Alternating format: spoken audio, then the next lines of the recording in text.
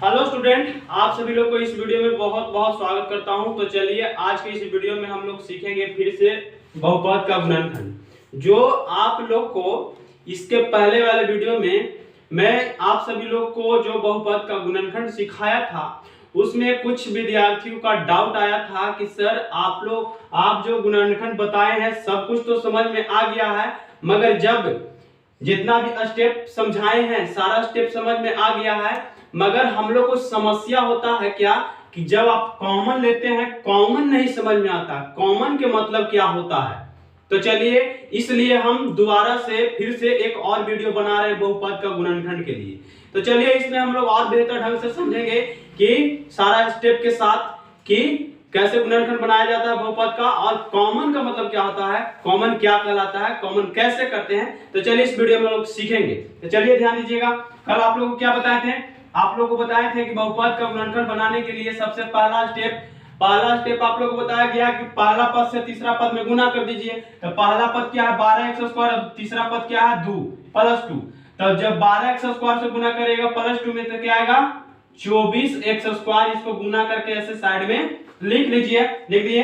अब 24x square को क्या करना है कि 24x स्क्वायर को देखना है और फिर ये बीच वाला पद को देखना है, और ये बीच वाला पद को क्या करना है फिर कि दो ऐसे पद में तोड़ना है। ये बीच वाला पद को, दूसरा स्टेप यही है।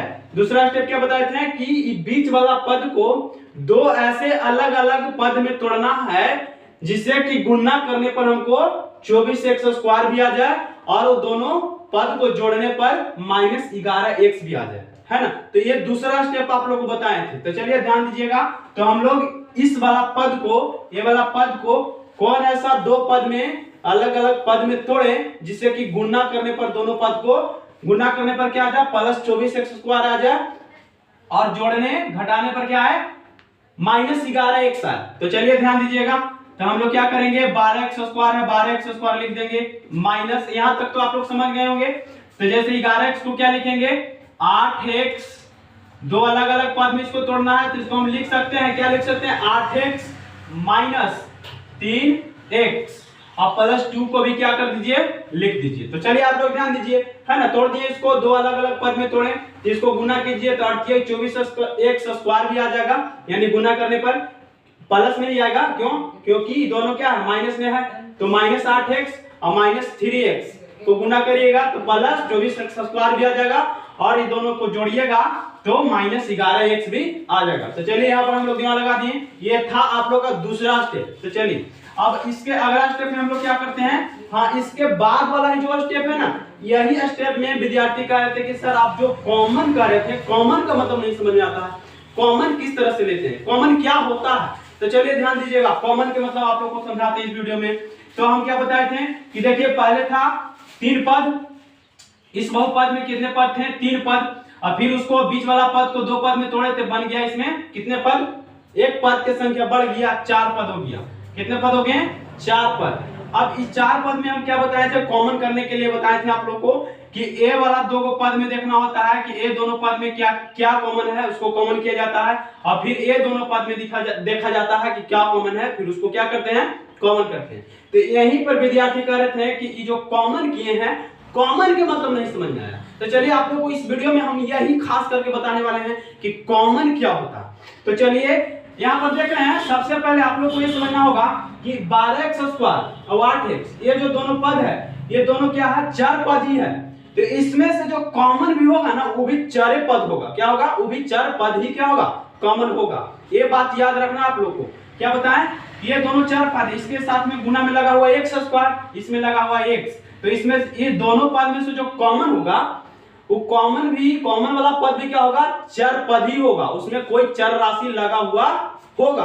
तो चलिए ये दोनों पद में क्या कॉमन होना चाहिए, तो कॉमन का मतलब होता है जब ये दोनों पद में हम कॉमन कर रहे हैं तो कॉमन का मतलब होता है कि कौन ऐसा, ये दोनों पद के लिए दोनों चर पद है, तो ये कौन ऐसा, ये दोनों पद के लिए कौन ऐसा चर पद है जिससे कि हम क्या करें ये दोनों पद में भाग दें तो इसका शेषफल भाग देने के बाद क्या है शेषफल क्या है 0 आए। तो कॉमन का मतलब यही होता है कि ये दोनों पद में हम क्या कॉमन करें, कॉमन क्या करें कि फिर उससे भाग, कॉमन का मतलब यही होता है कि एक ऐसा संख्या इसमें कॉमन करिए कि उसको से भाग देने पर शेषफल इसका क्या आ जाए, 0 आ जाए।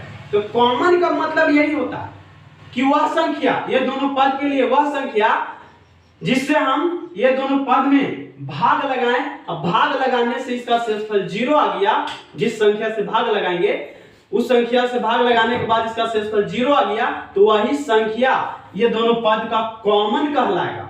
समझिए, तो कॉमन का मतलब यही होता है। तो यहीं पर हम लोग दिमाग लगाते हैं, कॉमन का मतलब क्या कॉमन करेंगे ये दोनों पद में। तब आप लोग दिमाग लगाइए कि कौन ऐसा ये दोनों पद के लिए कौन ऐसा एक चर पद होगा कि ये दोनों पद में, चर पद में भाग लगाने पर शेषफल इसका 0 आ जाएगा। तो इतना तो आप लोग दिमाग लगा ही सकते हैं। तो चलिए लगाइए, क्या करेंगे, ये 12x² है, ये 8x² है। अभी आप लोगों को बताया दोनों ही चर पद है, जिसमें से कॉमन भी जो होगा वो चर पद ही होगा। तो क्या कॉमन होना चाहिए, तो ध्यान दीजिएगा, ये 12x² है, 8x है। तो इसमें हम लोग कौन ऐसा पद कॉमन कर लें, कौन ऐसा चर पद होगा जिससे कि ये दोनों पद में भाग लगाने पर शेषफल क्या आ जाएगा, 0 आ जाएगा। तो चलिए 4x, इतना तो दिमाग आप लोग लगा सकते हैं। कितना, 4x कॉमन करिएगा, तो 4x कॉमन करने से क्या होगा, यहाँ क्या बचेगा आप लोग का, यानी कहने का मतलब है कि 4x से कॉमन किए, 4x कॉमन किए, तो इसका मतलब ये हो गया कि 4x से इसमें भाग लगाएंगे तो ये 3 बार में क्या हो जाएगा, 3x, यानी 3x बार में पूरा पूरा कट जाएगा। और ये 2 बार में क्या, 8x क्या कट जाएगा, 2 बार में कट जाएगा। तो ये होता है कॉमन का मतलब, ठीक है ना।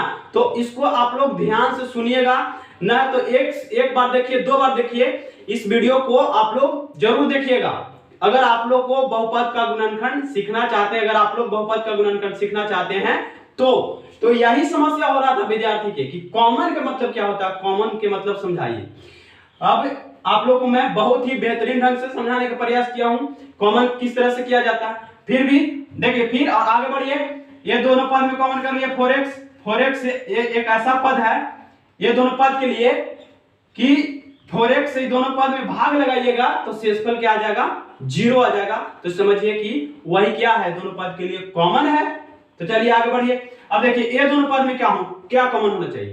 तो एक बात इसमें ध्यान रखिएगा कि एक है इसमें, ये जो दो पद है, एक है इसमें क्या, चर पद, एक है अचर पद। तो इसमें जो कॉमन होगा, कॉमन वाला पद भी क्या होगा, अचर पद होगा। क्यों, क्योंकि ये यहाँ पर दोनों पद चर पद नहीं, एक अचर है एक चर है, इसलिए यहाँ पर जो कॉमन होगा, कोई भी गुणनखंड बनाइए, यहाँ पर जो कॉमन करिएगा, जो लास्ट में रहता है 2 पद, एक चर पद रहता है एक अचर पद रहता है, उसमें कॉमन करिएगा तो कॉमन वाला भी पद क्या होगा, अचर ही होगा।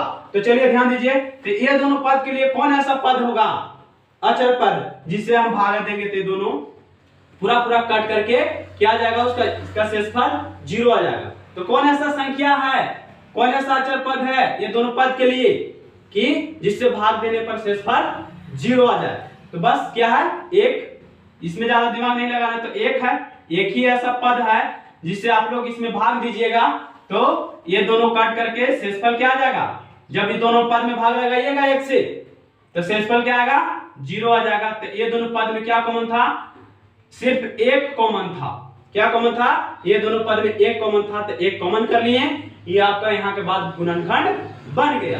तो यहीं पर समस्या हो रहा था विद्यार्थी का कि कॉमन के मतलब समझा दीजिए तो हम गुणनखंड बनाना सीख जाएंगे। तो चलिए हम इस वीडियो में आप सभी लोग को कॉमन का मतलब बहुत ही बेहतरीन ढंग से समझाने का कोशिश किया हूं। अगर आप लोग समझ गए हैं तो कमेंट बॉक्स में कमेंट करके जरूर बताइएगा कि सर हाँ, ये हमारा समस्या क्लियर हो गया, अब हम लोग गुणनखंड बना सकते हैं, गुणनखंड बनाना, बहुपद का गुणनखंड बनाना आ गया। तो चलिए अब यहाँ के बाद क्या करते हैं, कुछ नहीं करते हैं। यहाँ के बाद आप लोग को आंसर लिखना होता है क्या, कि जो एक कोष्ठ वाला दिख रहा है, ये कोष्ठ वाला सेम होता है, क्या होता है, कोष्ठ वाला। यहाँ पर ध्यान दीजिएगा, यहाँ जब -1 कॉमन करेंगे तो यहाँ भी माइनस होगा, थोड़ा सा मिस्टेक हो गया, ध्यान दीजिएगा।